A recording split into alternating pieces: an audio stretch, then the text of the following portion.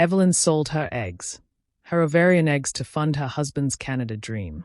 Now she's barren, and he's not picking her calls.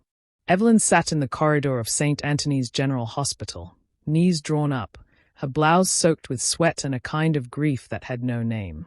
The doctor's voice still rang in her ears. Premature ovarian failure.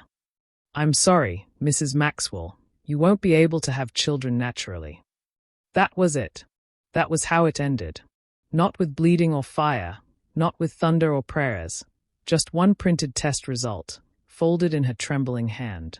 A few silent words that erased the children she'd dreamed of for years.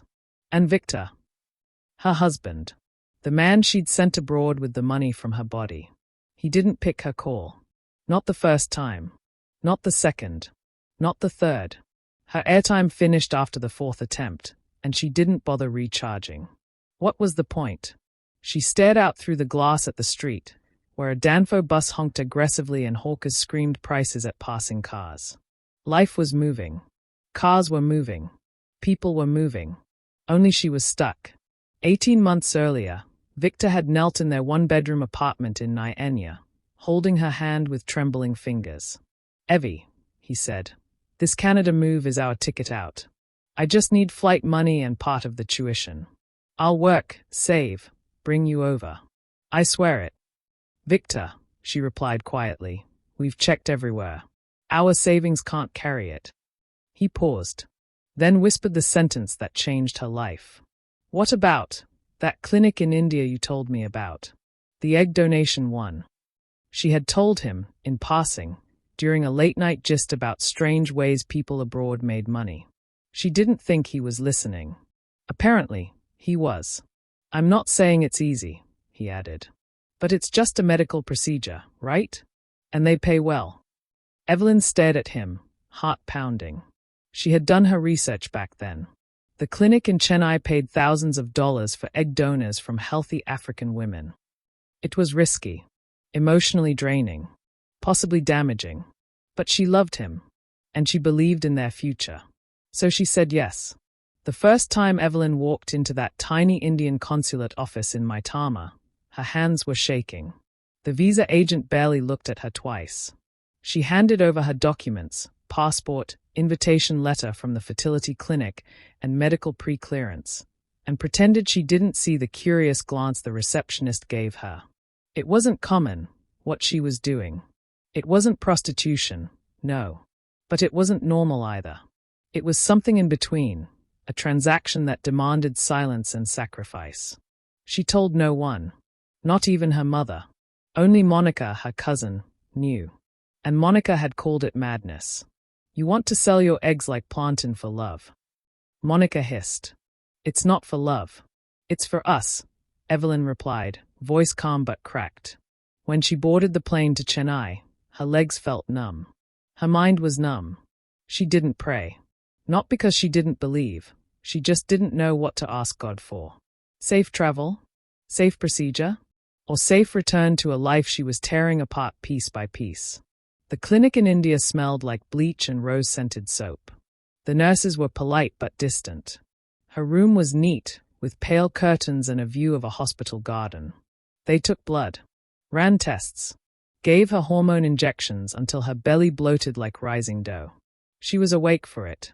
The doctor explained something about follicles and anesthesia and a needle that would aspirate the eggs. She barely understood it. All she knew was, she cried. Silently. Her hands gripped the bedsheets so hard they tore a little. Then, they harvested her eggs. When it was over, they wheeled her out, gave her a white envelope with $5,000 in cash, and said she could leave in 2 days. She asked them where her eggs would go. They said, somewhere better. She vomited that night. Not from the drugs, but from the weight of it all. Back in Abuja, she gave Victor the envelope. He held it like it was gold. You did this for me, he whispered. I did this for us, she said again, more tired this time. They didn't talk about the procedure. Not the injections. Not the pain. Not the cramping that still haunted her at night. Instead, they went to eat suya in Ryu's market, like everything was fine. 3 months later, He got his visa to travel to Canada for his master's. The night before his flight, he held her under their thin bedsheet, kissed her forehead, and promised. 6 months, maximum. I'll find work. Save. Then I'll file for you. She believed him. She watched him roll his Ghana Musco into the airport taxi with a trembling smile and a womb already growing quiet. Victor's calls started daily, then weekly, then once every 3 weeks. She noticed the change slowly, like rain shifting into Harmattan. At first, it was soft things. He forgot her birthday. He didn't ask how her cramps were healing. He laughed more on the phone, but never asked how she was. Then, silence. One day, she called and a woman answered. Indian accent. She hung up before the woman could say more. Evelyn sat in her room, phone on her lap, and told herself. He's just busy. He's just tired. He'll call. But he didn't. Not when her period stopped for the 6th month in a row. Not when she went back to Wu's hospital for tests. Not when the doctor folded her hands and said, gently, Mrs. Maxwell, we need to talk. And not after she left the hospital, holding her future in a crumpled envelope. She didn't go home straight. She walked. 4 hours. From Wu's to Burger, passing yellow kidnapper buzzing like flies. She bought a bottle of Pepsi and threw it away after 1 sip. She crossed a church where a wedding was happening. The bride's laughter floated into the street like incense. Evelyn stood across the road, watching. She imagined herself in white. Then she remembered the empty place inside her. She thought of Victor. Of the night he left. The promises. The begging. The I love yous. She thought of the eggs. Of the nurse's hand on her wrist. Of the machine that sucked her motherhood out of her body. She didn't cry. She just stood still. Like a woman in a burning building, waiting for it to collapse. Evelyn didn't sleep that night. She lay on the cold tile floor of her one-room flat in Nyanya, wrapper barely covering her legs, staring at the crack on the ceiling like it held the answers. Outside, the neighborhood dogs barked, and someone's generator coughed into silence. At 3:27 a.m., she finally picked up her phone and called him again. Switched off. She called again. Switched off. She stared at the screen, thumb hovering over his name. Then, without thinking, she sent a voice note. Victor, I went to the hospital today. They said I can't have children. Ever. I guess the donation damaged something. Or maybe it was just my time. I don't even know what to say. You should know. I gave up everything. For you. And now, it's like I don't exist anymore. If you ever loved me, just say something. Anything. She stared at the screen, waiting. 1 tick. Then 2. He read it. But he didn't reply. The next morning, Evelyn was still on the floor when her cousin Monica barged into the house like a soldier on mission. You've not picked my calls for 3 days, Evie. What's going on? She barked, scanning the room and her cousin's face. Jesus. You look like a ghost. Evelyn blinked. Said nothing. Just handed her the hospital envelope. Monica opened it and read it. Then looked up, eyes wide with horror. Womb failure. Evelyn nodded once. Monica sat down slowly, like her knees gave out. For a moment, both women were quiet. Then Monica whispered, He did this to you. No, Evelyn said softly. I did this to myself. Monica's voice rose. Don't say that. You gave. He took. You loved. He used. That is not your fault. Evelyn wanted to believe her. But all she felt was shame. Monica didn't let her stew. We're going to the pastor, she said suddenly. You need prayers, yes. But more than that, you need clarity. Because this pain, it's too much for one woman. I don't want pity. You won't get pity. You'll get light. The church Monica took her to was on the outskirts of Guarimpa. No fancy building. Just zinc roofing, plastic chairs, and a cross nailed to plywood. But inside, it was peaceful.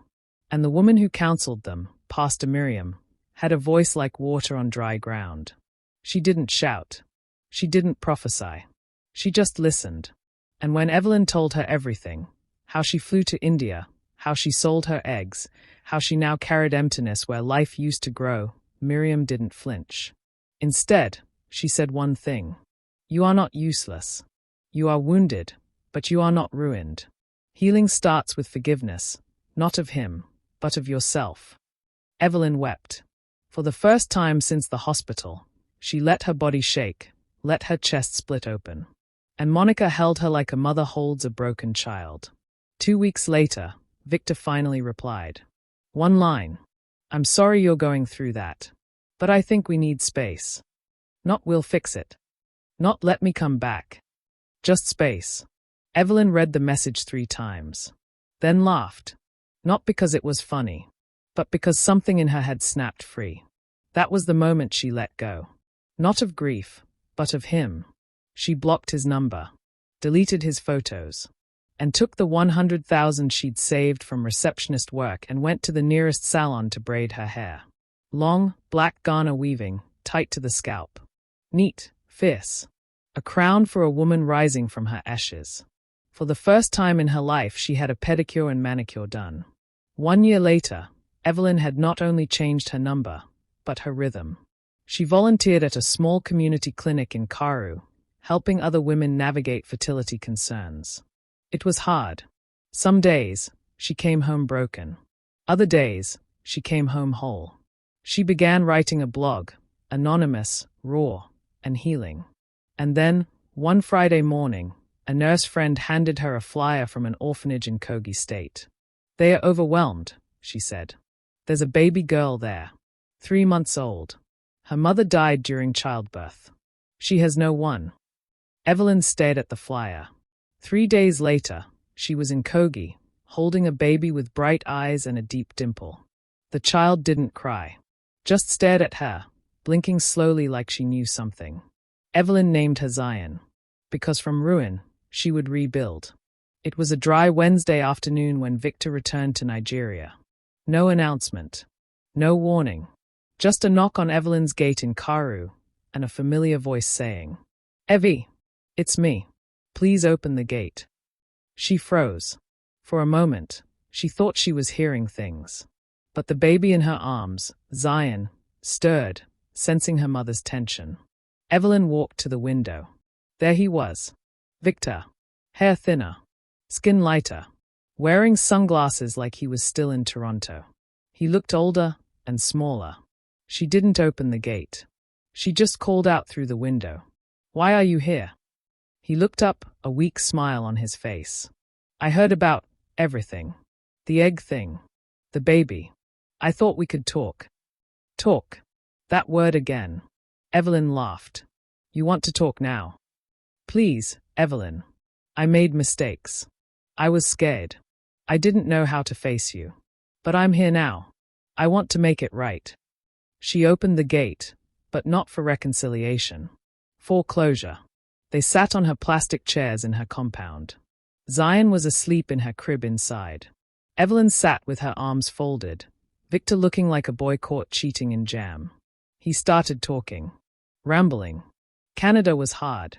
I got in with student visa, but things went left. I moved in with a friend. She helped. We got close. It wasn't planned. Evelyn didn't interrupt. She just listened, face unreadable. When he finished, she asked one question. Did you love me? Victor paused. Looked away. I did. I think I still do. Evelyn nodded. Then stood up. I loved you enough to give you my body. My future. My everything. And you gave me silence. You buried me in shame and called it space.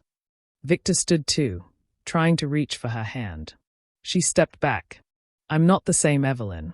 The one who begged you to dream with her. That woman died in a hospital corridor with an envelope in her hand. She looked him in the eye.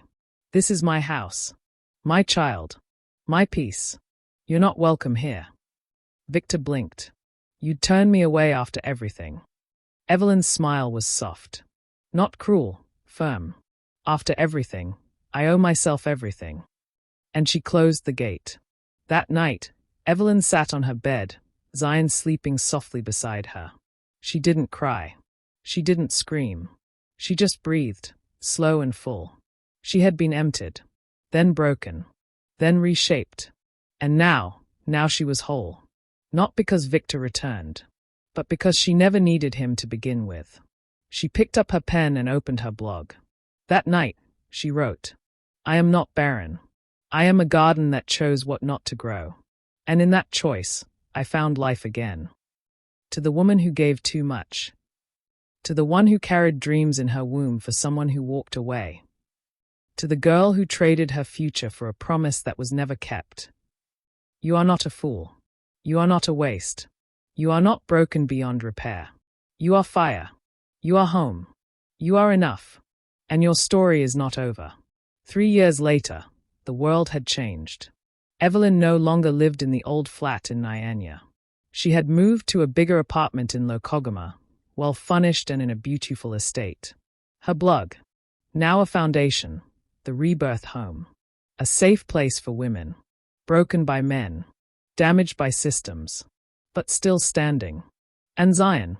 She was now a toddler with a loud laugh and tiny feet that raced through Evelyn's apartment like sunshine on legs. That evening, as rain kissed the roof gently and the power flickered, Evelyn sat on the floor with Zion curled up on her lap, half asleep, thumb in mouth. 1 year after Victor reappeared at her gate, and disappeared again, Evelyn walked into an office in Ryu's Zone 5 and signed the last document that tied her to him. The divorce was final. No tears. No drama. Just ink. And freedom. The woman who walked out of that court was no longer the same girl who sold her eggs for someone else's dream. She was now the dream. Love, when it came again, wasn't loud. It didn't arrive with roses or foreign accents. It came on a Tuesday, in a seminar on women's health.